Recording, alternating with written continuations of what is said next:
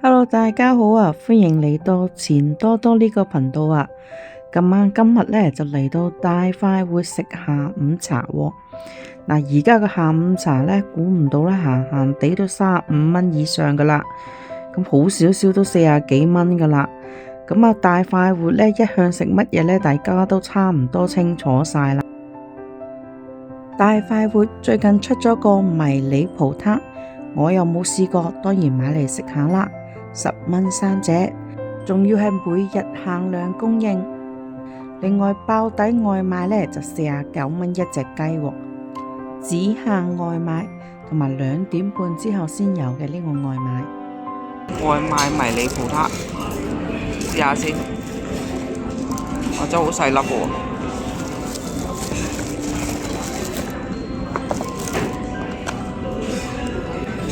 點解呢個設計咁奇怪嘅？都唔可以閂埋嘅，真係細隻嘅喎。睇隻手先，迷你10蚊3隻。哇！你睇下呢個酥皮10蚊3隻啊？係啊，迷你試下，個皮真係好酥喎，睇幾厚身。奶香味都幾好，蛋漿都幾後生嘅 ，OK 啊，真係甜，甜咗少少啊，係，但係酥皮真係好酥，熱辣辣啊，好好食，建議佢啊，即係減少少糖。而家大快活啊，唔單止呢個葡撻做迷你啊，連呢個雞翼都搞到迷你啊，超細隻呢個雞翼。發育不良啊！咁樣睇你覺得唔會細？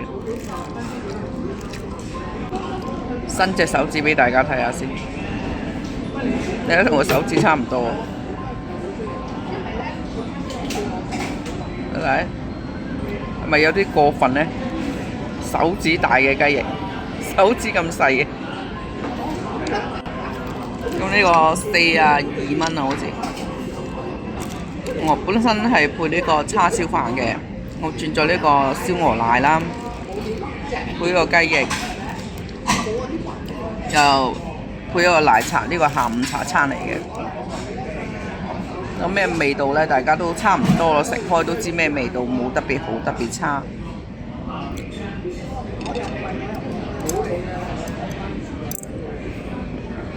反而呢個燒鴨呢，塊數都唔少。